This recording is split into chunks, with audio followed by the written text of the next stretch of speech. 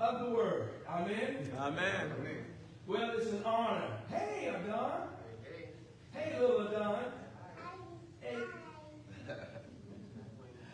All right, I'm excited today because my brother, TW, is coming, and I love this man. I mean, you can't help but to love TW. I mean, if you got love in you, you're going to love this dude. It's just that way. If you don't have love in you, you're going to dislike this dude. I mean, you're going to dislike him because he does what he does what he says, and he likes to get it done right then and now. Not tomorrow, not yesterday. We're going to do it now. That's good. And he expends every piece of energy, every ounce of energy to get it done, and it doesn't matter what the clock says. So you're going to love this guy if you got love inside of you. If you love you, you're going to love this guy. And so I'm excited about him being here. He is a PK. That's a preacher's kid. And that's not his fault. He was just born there.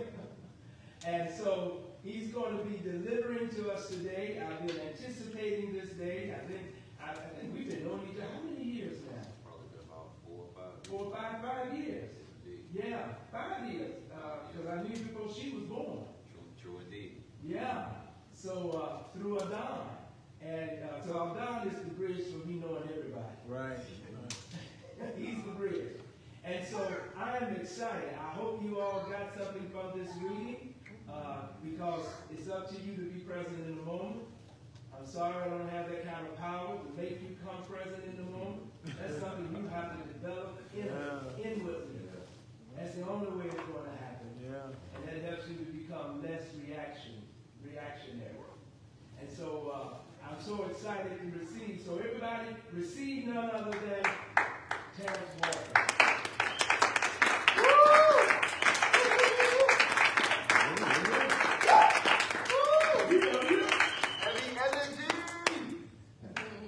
This is wild, right? And I'm gonna tell y'all exactly why. So I'm grateful to be here. I'm grateful to God for being here. I appreciate you having me. I'm supposed to be here. Yes. And so I'm gonna take some things from what you said, and we're gonna work them together, according to the message that was already given to be delivered. Wow. A lot of times you hear people say, I'm not supposed to be here, but God got me through. Oh, I shouldn't have made it, but God got me through. yeah. Sometimes they need to shut the hell up. So that They open the heaven up, right? So Yeah. yes.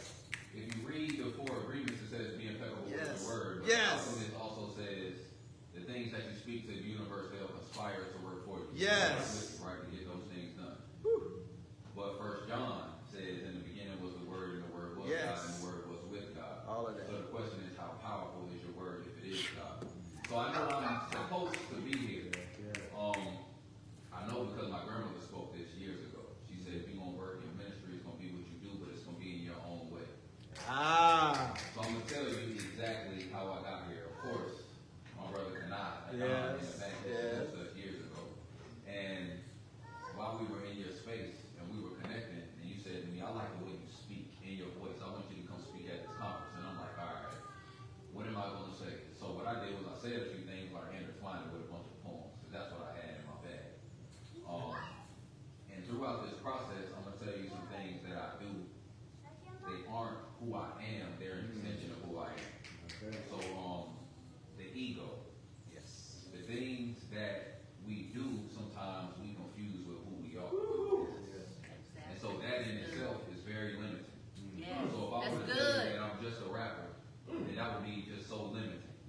If I were to say that I'm a poet, that's really so limiting. If I were to say that I'm a builder, that would be so limiting. If I was to say I was an educator like my brother in the back, because we both do that, then that would be so limiting. If we are made in the image of God, then how dare we limit ourselves if we are created in the image of someone that is so great?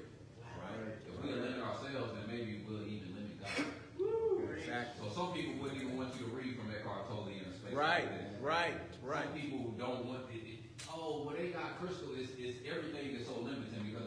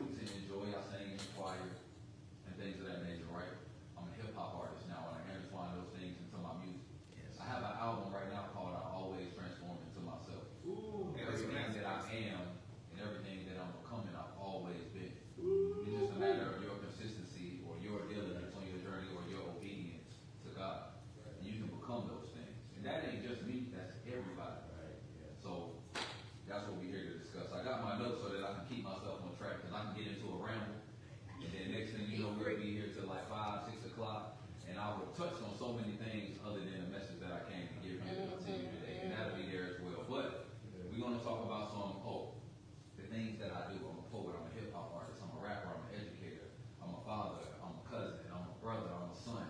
All of these wonderful things. But I dare not limit myself to those things because all of those things in combination, along with the things that I am to become and the things that I am to do, are what I was here created to do. So there's two things we're going to talk about. We're going to talk about hearing the true voice of God, and we're going to talk about true worship, not just in song. Bring it. Bring it. Sometimes we feel like because we sang a song, Bring it. or because we were in attendance, that we worship. But if you're not living in purpose that God gave you, are you truly worshiping? So we're going to talk about some purpose in here as well today.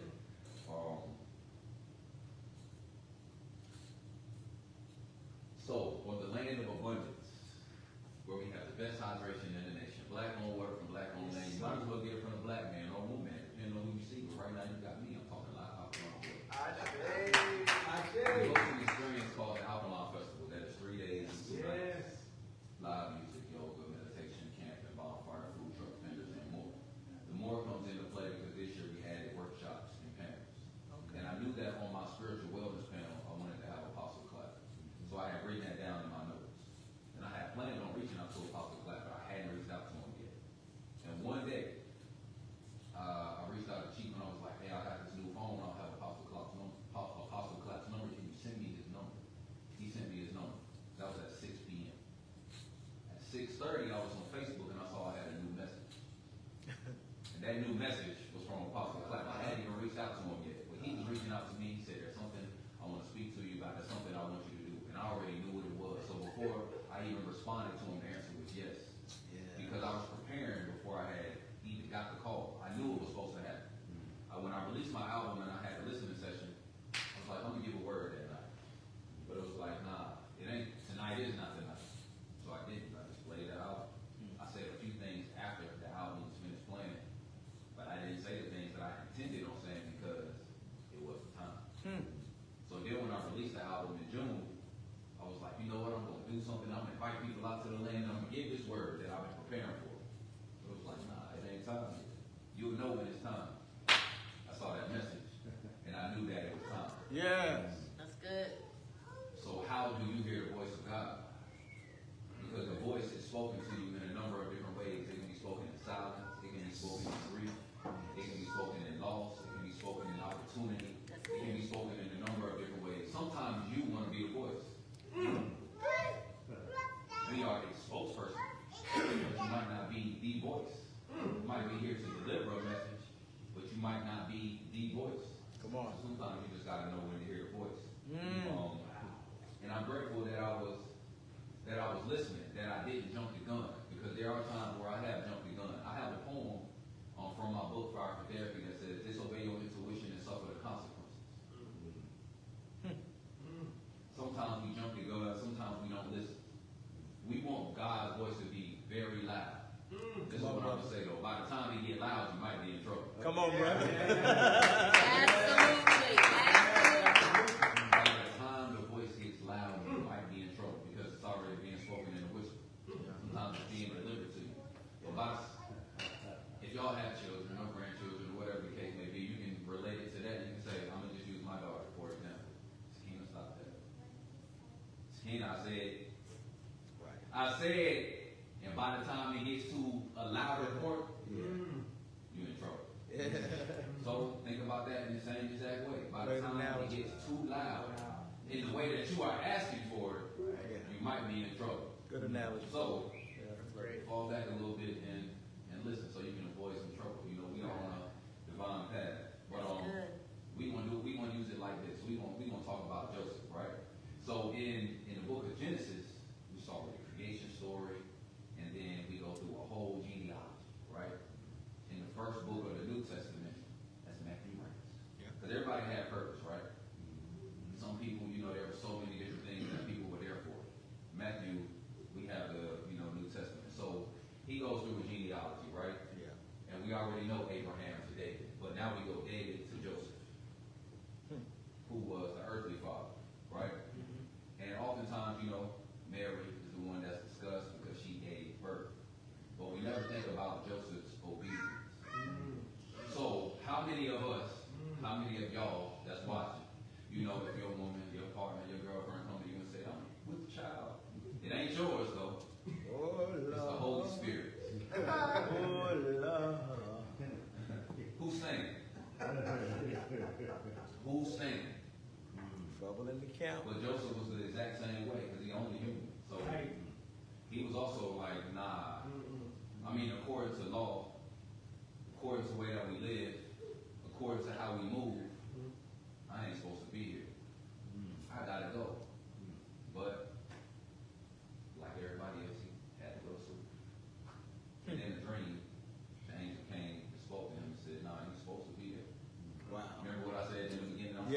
Yeah, I got So you. the angel came to him and said, you're supposed to be here. That's good. There's purpose for you being there. I hear you. So he listened. And he stayed. Let's fast forward. Because there's three dreams. It's got to be something divine about the number three. Yes. I mean, all numbers essentially. Yeah. But I mean, even when you see your angel numbers and things of that nature, you love it when you see them in threes, right? Yes, that's Or you right. have the Father, Son, Holy Spirit, right? So we see these things in threes. You know what I'm saying? So, dream number two. After he decided he was going to stay, he was obedient. He has another dream that's, hey, y'all need to flee to Egypt. Yeah. They come and kill all them children. Yeah. Yours gonna be one of them if y'all don't flee to Egypt. So there you go. Now at this point, the king is dead. Fast forward. Then he gets another dream. All right, it's all cool. Y'all can go back home now. Y'all good to go. But the important thing about that is we never read or see where Joseph spoke. Wow. He was obedient. So how do you hear the voice? That's How wonderful. do you respond to the voice? Is the more important thing, right? Because who's saying? Who's saying? But if you can hear that voice, so what was Joseph's gift? Oftentimes it would be like, well, the gift was in believing.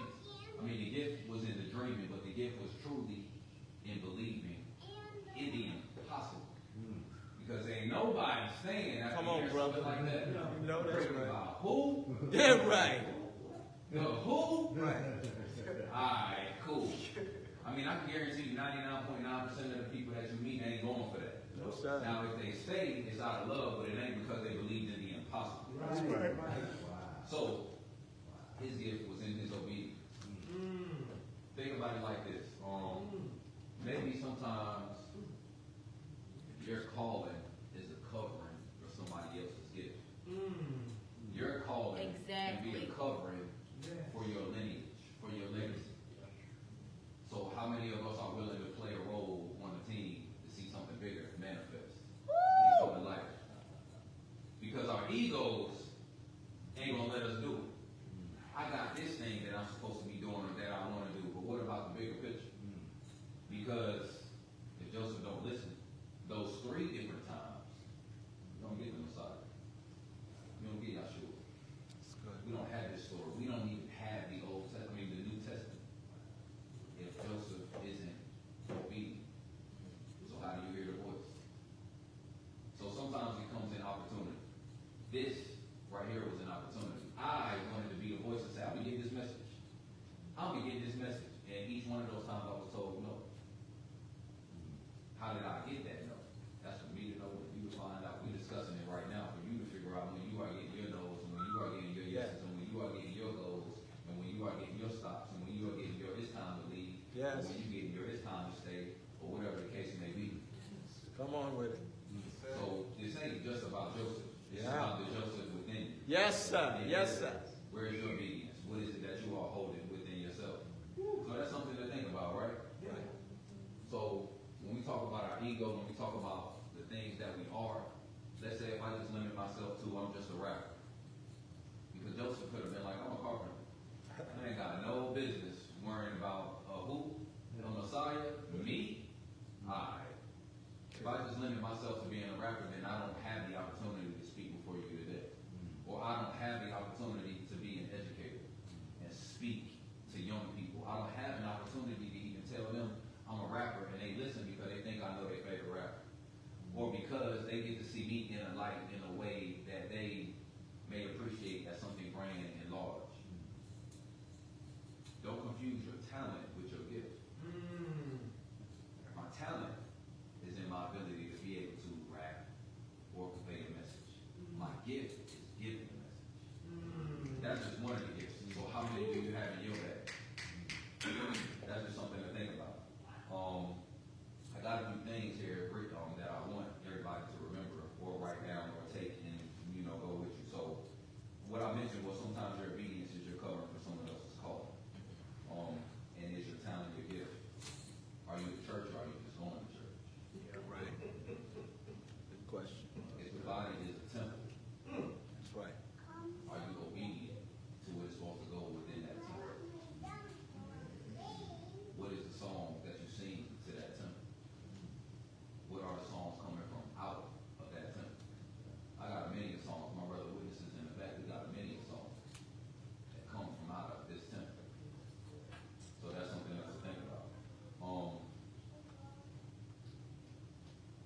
didn't talk about obedience. So that was a combination of Joseph hearing God's voice, but it was also in combination with worship. Because we didn't hear him sing a song. We didn't see him go anywhere and pray and ask certain things. He got a dream, the voice, and then he followed and was obedient. That was the worship. So sometimes we may just be viewing this thing all wrong. Wow. Sometimes we might be worshiping worship so much that we That's what they do. Move. That's what we do. That's exactly what it is. You can think about that with Saul, right? He was told to go kill them all, slaughter everybody, animals too. Yeah. Then he decided to keep a few of the animals because he wanted to give them as an offering to God. Worship. So he was worshiping the worship, but he wasn't worshiping the obedience, what was supposed to be his worship. He kept a few of them. But nah, this is my offering to you. But I told you, Right. kill them all. You're supposed to wipe them out. So because he wanted to worship, maybe he was worshiping worship too much instead of being obedient. When obedience can be a true worship. I'm gonna say these things over and over again because I want them to stick. And sometimes, like my brother Dr. Umar does, he say them over and over again so that you can remember that thing. You know, so that's over and over again. Now, worship is walking in purpose. Spirit speaks when the soul is still. Yes. Now we think that stillness means not moving. Have you ever been driving so fast and you ain't got, I mean, you know, it's up to you to tell the truth here today. The answer ain't for me. I'm gonna just say me, sometimes I've been driving so fast that it looked like the trees weren't even moving. So sometimes that stillness isn't just sitting still. Sometimes it is being so deep within your purpose. Yes. And being so deep within what it is that you are supposed to be doing and that God has ordained for you to do. Yes. That you can hear that voice. That your soul can be spoken to. Because you can be still, you can be not in motion, and your soul can still be in so much chaos that you can't hear what's going on. That's what's supposed to be spoken to. Me as a rapper, as a poet, if I don't find that stillness within myself, I can't find the words. I gotta sit there until I find that moment. I gotta sit there until I find the perfect beat. So even in my anger, I still get the word. Joseph got it in darkness because that had to be very dark. Let's run it back to find out that your woman is pregnant and it ain't yours. How dark does that feel? So a lot of us sometimes we are in darkness, but we allow that darkness to consume us so much that we can't still fulfill the purpose. I'm gonna just be honest with you. I'm going through some things right now, but that ain't stopping me from fulfilling the purpose. That ain't stopping me from coming to do here what I'm gonna do today, or tomorrow, or on Wednesday, or on Saturday, or in the months after that. So just because you're dealing with something, it ain't a reason to fall back. Yes. When you're dealing with something, as when that's the true test. Everybody can do it in life. Everybody can do it in life. Of course you can do it when you're happy. You can do it when you're joyful and God is blessing me. And then you can just make these things happen. Of course. But are you going to be able to do it when you are going through turmoil? Are you going to be able to do it when you are sitting in darkness? Are you going to be able to do it when you lose your friend? I'm going to give you a story. My brother Witness is here, right? And we're part of a poetry team called Word Society, right as the Raw Extension. The greatest poetry team on earth. If you're watching, I said it. And we have a brother by the name of Man. And a few years ago, he transitioned. And on that day, I was supposed to be going to see an art gallery. Now, years ago, before his transition, there was a poetry show, and he had called me. He was like, I want you to come to this space. Come check me out, see what we got going on. So I touched the mic, and he was like, cool. You came in here blazing. That ain't even what I called you here for. I wanted you to see this space. I wanted you to see this space because you're a gallery curator. I want you to get in contact with whoever space this is and do something in here. And I didn't do it at that time. I had that person's contact information, but I had never reached out to him. I'll say about maybe a year and a half, 2 years later, I posted on Facebook, hey, I got soliloquies, my next art exhibit, I need somewhere to take it. And someone reached out to me and said, I've got a space. I would love for you to bring it to our space. Matter of fact, let's set up a date and you come visit this space. I had a phone conversation with them and they loved the idea and they wanted me to come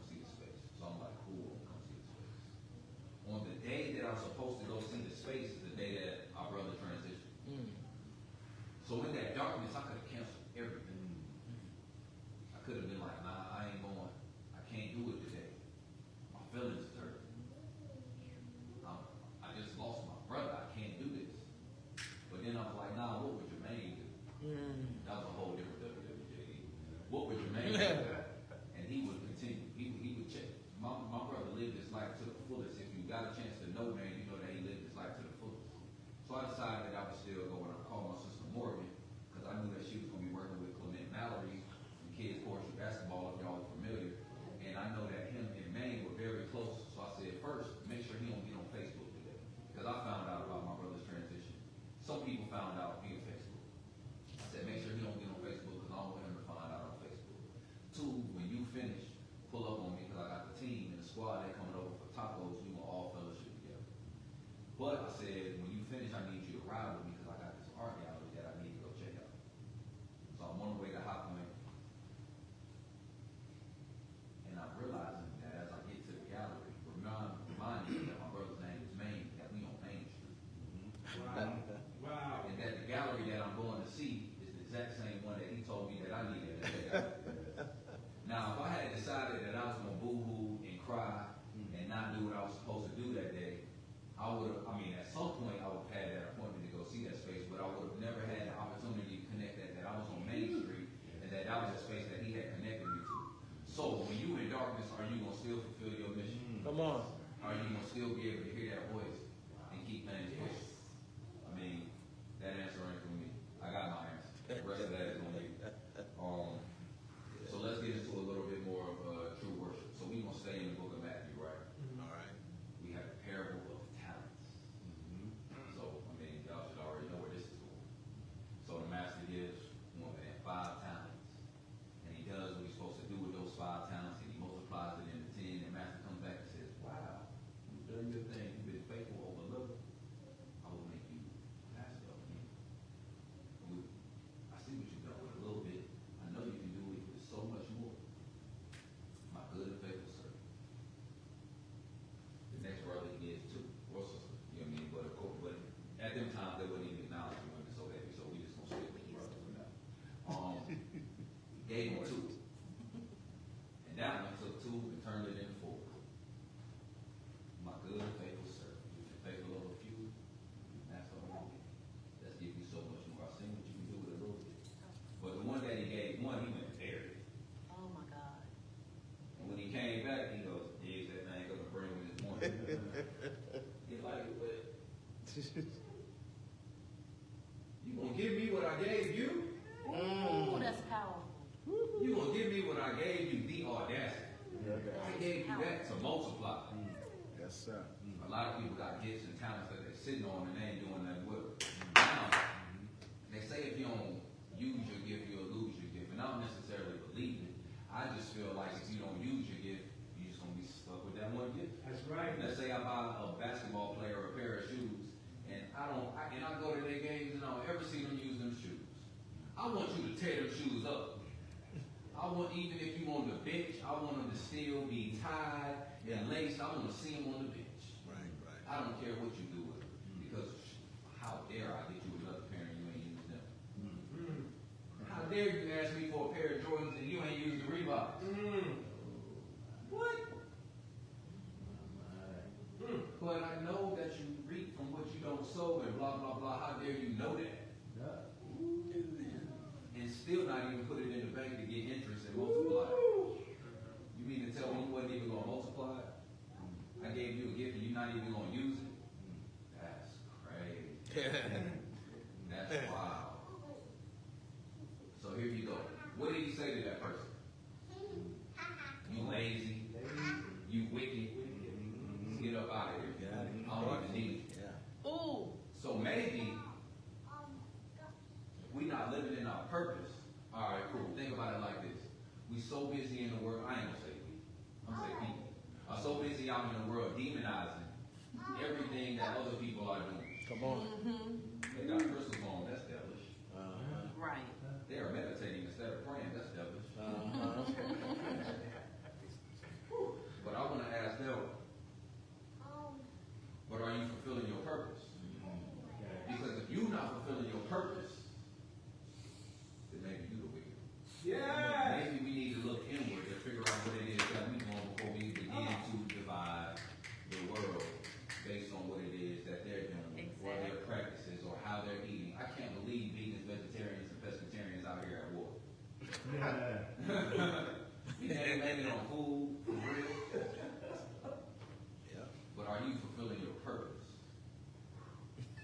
here created for a reason. Yes. And if you are not living out that reason, if you are not living out that purpose, if you are not doing what it is that you're supposed to do with those talents, then you step out.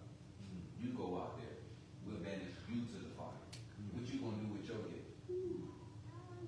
So we can sing as many songs as we want to. We can go to as many churches as we want to. We can lay as many hands. We can pray as much as we want to. I mean, if that's your gift, if that's your purpose, bless you, fulfill it. But if you're doing it just to do it, you can't sit in the classroom and expect to learn just by sitting there. No. You got to be active in the thing. Then you got to take the test to see if you are applying the knowledge that you acquired.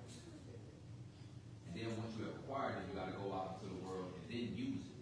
Yeah. And then once you then use it, then you can enhance it. Because now you've used it to know what doesn't work for you, what does work for you. And you can then begin to continue to multiply it. And then you yourself can go out and teach somebody else how to use this thing. And then maybe they're not going to do it the same way that you did it because they ain't supposed to. But they're going to take that knowledge and application and use it exactly how they're supposed to. Good and faithful service. But I mean, what's your purpose? What are you doing with the gifts that God gave you? We here with purpose. We here with intention. Yes. So again, overall, everything was about how are you hearing the voice of God? And how are you responding That's good. when you hear the voice of God? That part. What is true worship to you? I know what it is for me. I know what it is that I've gathered based on the number of books that I've read or heard, audio book.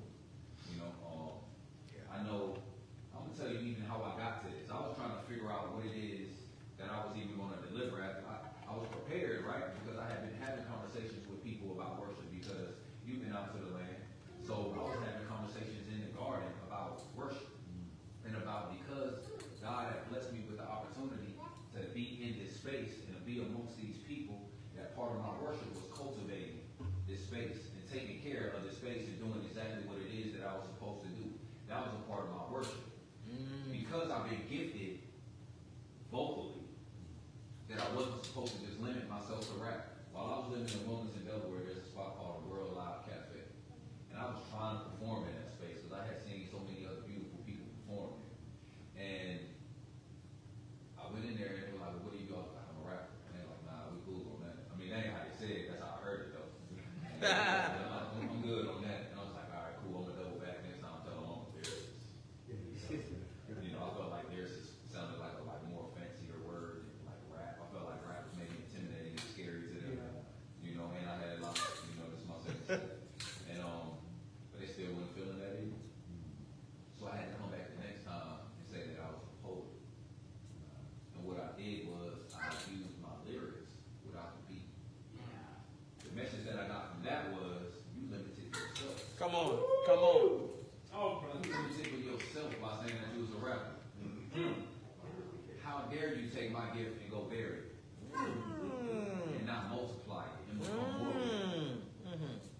That was a lesson that I had to learn. I'm gonna give you another lesson. So I worked at multiple call centers because I knew they were jobs that I could go to real quick and like maybe quit if I just like didn't feel like doing it anymore. That's just my truth. I'm just whatever. But while I was working at one call center in Jacksonville, North Carolina, I was just like, yo, I ain't supposed to be here. I'm supposed to be doing something so much greater. And I was having a conversation with my aunt. And Prophetess Sean Fada Hightower. And she was telling me what my dad had said to her, who was Apostle T.B. Walker. And she said, listen, you have a gift, God will make you use it wherever you are. So if you're in there ministering and prophesying to people, if you are giving people a word while you're in there, then you're using your gift. You feel like you ain't where you're supposed to be, but you're doing what you're supposed to do. You're just supposed to do it anyway. You feel like you're supposed to be doing it this way, but really you're supposed to do it wherever you are. And I had to soak that in because I realized like I am doing that. I'm making connections here. I'm sharing things with people. I'm connecting with people. I am ministering to people,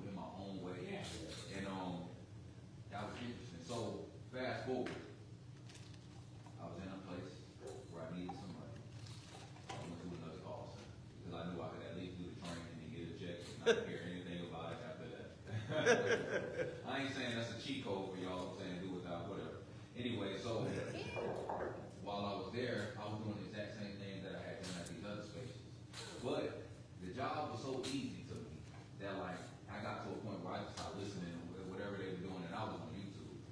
I'm watching people build log cabins, and I'm watching people build teepees. And I know the people that were sitting behind me were like, yo, how was this dude passing these tests? No. How did he even crack YouTube? Because it was blocked on our computer. You know, so somehow I was up there, but I was watching people build these log cabins and these teepees. And in the process, I was like, I'm definitely going to build me one of these. So while I was in the woods, one of my favorite places. Yes, Lord. I was back there one day, and I was like, you know what, I'm gonna do this. But that day, it was like, you're gonna do it today. I was like, I'm gonna do it today. All right, I'm gonna do it today. So what I realized was I had all of the resources that I already needed. Yes. I had the rope that I needed. I had all of the logs. I mean, a good portion of them were already on the ground. I had stones that I needed to put the fire pit inside of the TV. I had every resource that I already needed to complete the mission. All I needed to do was execute. So that was one lesson. And that was before I even built it and put it up. I was like, all right, cool. Because I was on the University of YouTube. I got all this information already. So I'm going to show y'all how I use my degree. So I laid out the first three, like they said on the University of YouTube. And I laid out the first three. And then I got that rope and I put them at the edge. Scholarship. I had took those logs and I began to put them all around. And each time I put one up, according to my research, it said that every time you go, you wrap that rope around it. So every time I wrapped that rope around it, it got strong and it dug into the ground. And then every time I put the next one, I wrapped that rope around it and I pulled it till it got snug and it went into the ground until I got all of them around. And that thing, before I even had the covering on it, I had to stand back like this and look at it.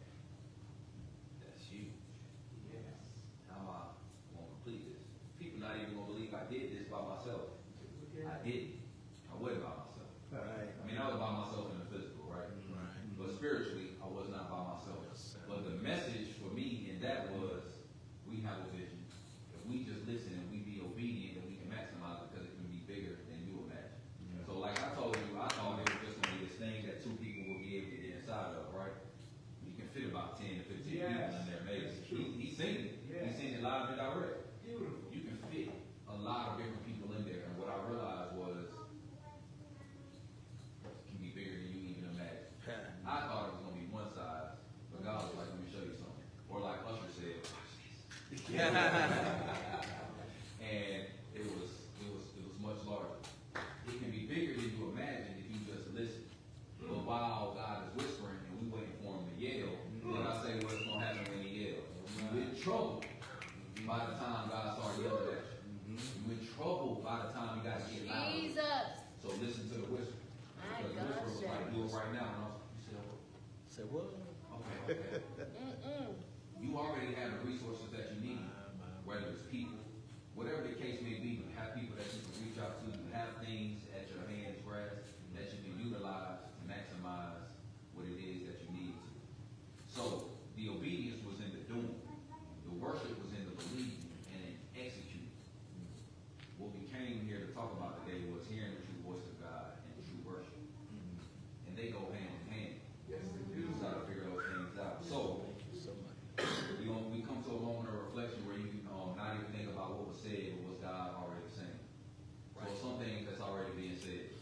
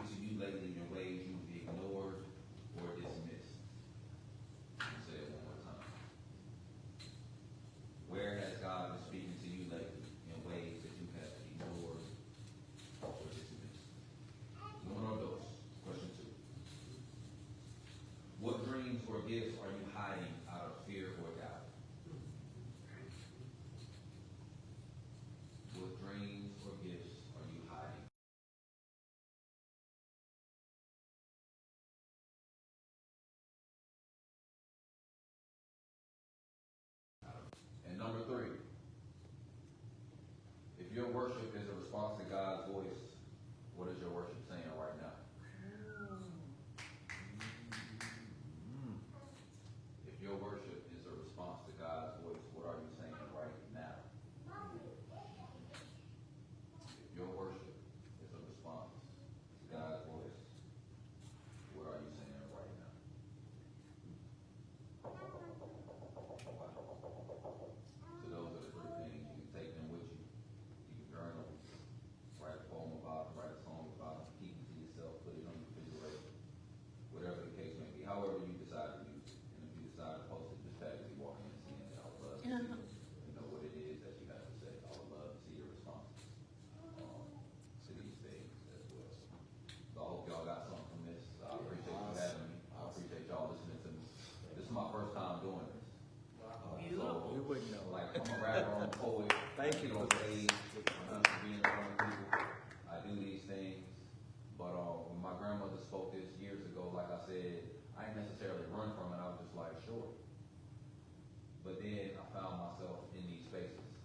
Not just like in these particular spaces, but doing community work and things of that nature and connecting with people and bringing them to God in different type of ways, whether it's the knowing of themselves or making sure that they eat or making sure that they have water, making sure that they were able to hear a panel discussion on spiritual wellness, you know, in a space that they felt comfortable where in other ways, in other spaces, they might have felt like there was division or judgment and things of that nature.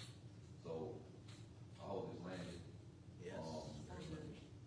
If y'all are on Facebook, y'all check out my dad, Apostle T.V. Walker. What I love about, you know, this coming full circle is we connected. He's on, you know, some of my songs. He sent me things. But this is one of those full circle moments. My grandmother sent me a message last night and she said, your dad will be speaking today and you'll be speaking today. I call that a divine power play. And she's speaking today as well. So that's that three. That's that trifecta. And my uncle, Apostle Louis Hill, who is in prison, but he's been ministering to hundreds of people. Matter of fact, they just had a ceremony celebrating him where people were saying that you raised us.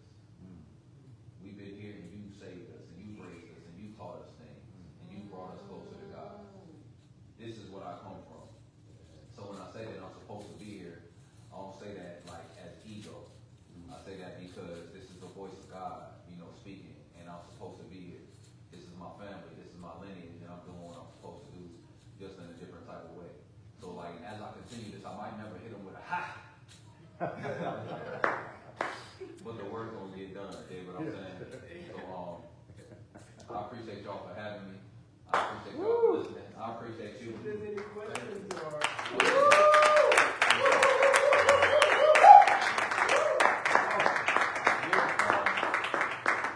y'all have any questions or comments or anything, you know, that you want me to speak on? Yes, ma'am. I have a question. Yes, ma'am. If you have so many dreams and visions, and some of them are comfort dreams, and some of them are warning you about death, it's not that I'm fearful, but they come so fast. So, and where I'm at now, I know I'm supposed to be here today, but Yes. I'm in a mode of silence. So, can you add to that? Have you ever heard of the 5 P's? To who? The 5 P's.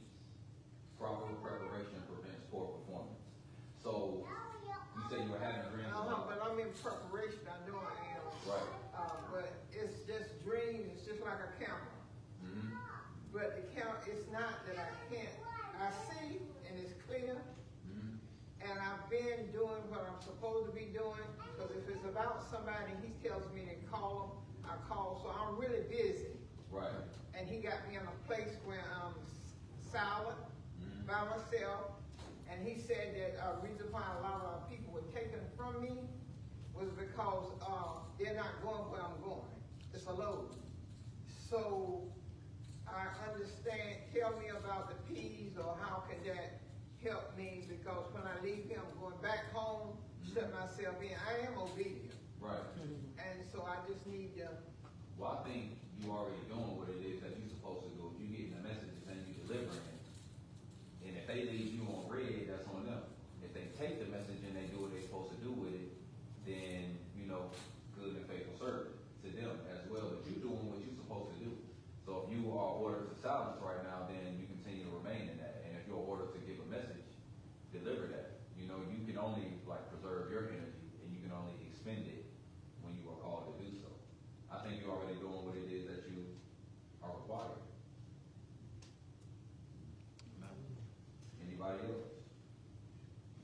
Yes, sir. So I want you to talk a little bit more about heavy energy. Mhm. It's when I think of heavy energy, I think of you, man. Mhm. You can just articulate a little bit for us and tell us how you coined that term and what does it mean to you? So boom, remember how we spoke of Joseph being in that dark space and still having to work directly through it? That's how heavy energy began.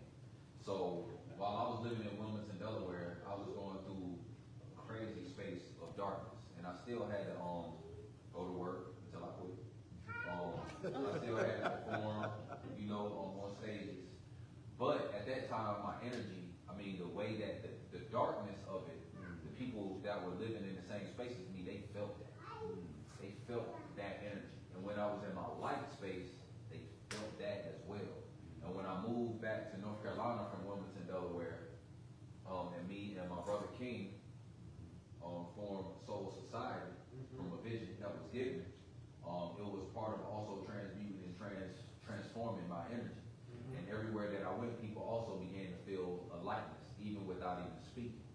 So that's where I was the energy was heavy, regardless of what was going on. So in the beginning of creating heavy energy is why I used the colors black and white. Even in the merchandise that I was using, I didn't use any color. I used black, I used white, because everything started from that foundation. But I also realized that when it was dark, people felt that. And when it was light, people felt that. And so it started from there as heavy energy. But as things began to transform in the ways that my energy was being experienced, and the ways that I was dishing it off, then I began to even add color to the merchandise. And I'm a person that studies, or I didn't even say study. I had a moment in creating things out of the images in our head. But one day when I was going to do that workshop, I didn't feel led to do that workshop, and I felt like discussing colors with people, because I had looked in places where I saw how restaurants use certain colors to suppress appetite, or I remembered, or to increase appetite, or I remembered when I was in elementary school, this lady came and talked to us about colors and how she had painted her daughter's room blue because it increased the mental stimulation and her ability to be able to learn. And then she talked about how red was such a power color where it could go as far as for me anger, or it could be extreme confidence. So I began to include those different colors in the branding and the merchandise, because I wanted that energy to be felt. And even if people didn't feel it, because a lot of times you can even in schools, you can look at how people dress, whether it be the students or the teachers, and you can determine how they feel about themselves, their confidence level, whatever the case may be, in how they dress, or even some of the colors that they're choosing to use. And so those were things that was on my mind at that time. I'm impulsive as well, but I'm gonna say I do the greatest majority, 90 and plus, above, with intention. And so I would add certain colors and things with intention, because I wanted that heavy energy to be felt no matter what it was that was on the shirt. So I also have a phrase, if the sun don't shine, I will. And people were asking, can I get that shirt in green? Can I get that shirt in red? And I was like, no, I'm only doing it in yellow. And it was a particular yellow shirt that I found, because I wanted that energy to be felt when they read those words. I didn't want them to read it in red. It wasn't meant to be in red. It is now, because I'm about to bring them back in multiple colors. But at that time, it was strictly supposed to be yellow, because I wanted that heavy energy of those words to be felt in that way. So that's where that came from, that energy. For sure. And then there's Soul Society, the organization me and my brother formed together. We are actually currently celebrating 10 years of service. Soul Society is support, opportunity, unity, leadership. Those are the four cornerstones of our organization. And we are centered around community empowerment, youth mentoring through the arts and education. So whether it's,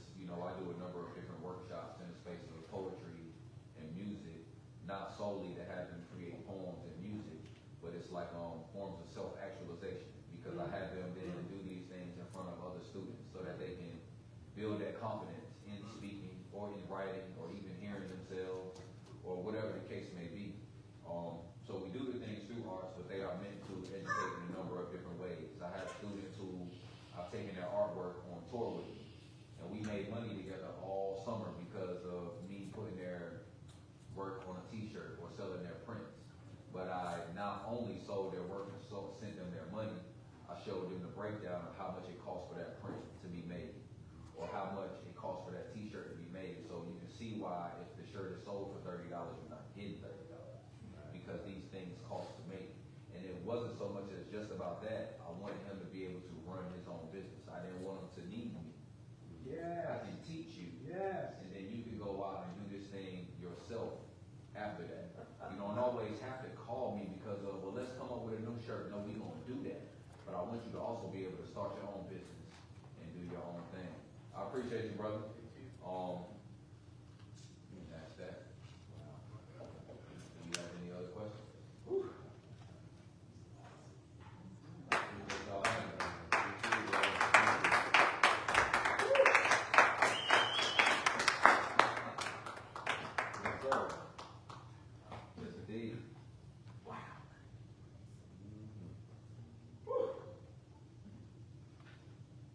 Amen.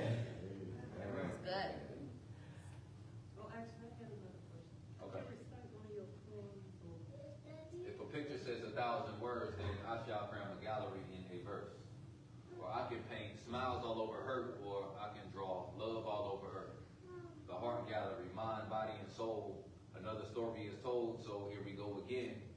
Floetic justice, this is poetry in motion. You would have thought that I was using Langston's pen. Well, it don't even take a whole day to see sunshine. And if art is the imitation of nature, when it rains outside, just know everything will be all right. Because something good shall grow later. See, I learned on life's campus that anything's a canvas. It's all in how you paint your vision. Just add some truth. Don't subtract your negatives. Multiply the positives before you seek division. Or something like that. So good.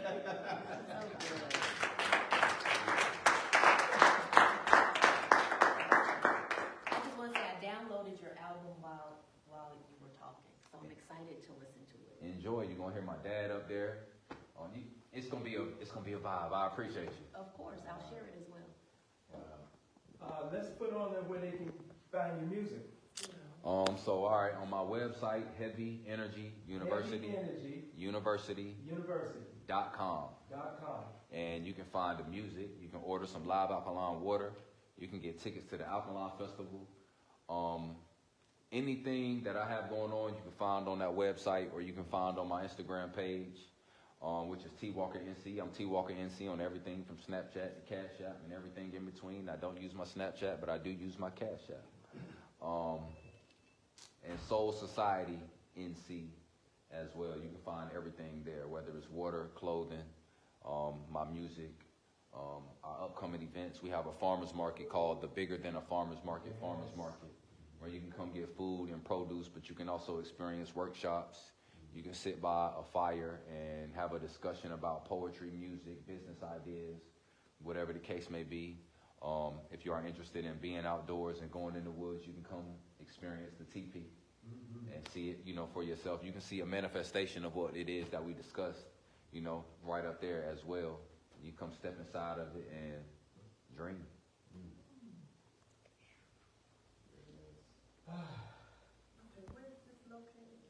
It is in Yadkinville, North Carolina, right outside of Winston-Salem.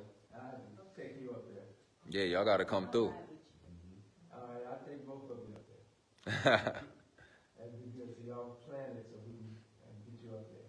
You really need to experience this. Beautiful experience. Truly, beautiful experience. T, I can't say enough, except I can say this. You heard the gift, some loves or not. And you can send a love offering to T at $ T Walker NC. NC as in North Carolina. T Not Walker, MC, even though I do that. T Walker NC. T Walker NC. All right. So send a love offering to him because I know he ministered to you. And I remember going through this mental roller coaster as it relates to as my ministry over the years changed, as my message changed. And as the message changed, I changed. As I changed, the message changed. And I used to wonder, I said, I should be having a whole lot more people. I should have this, that, and the other.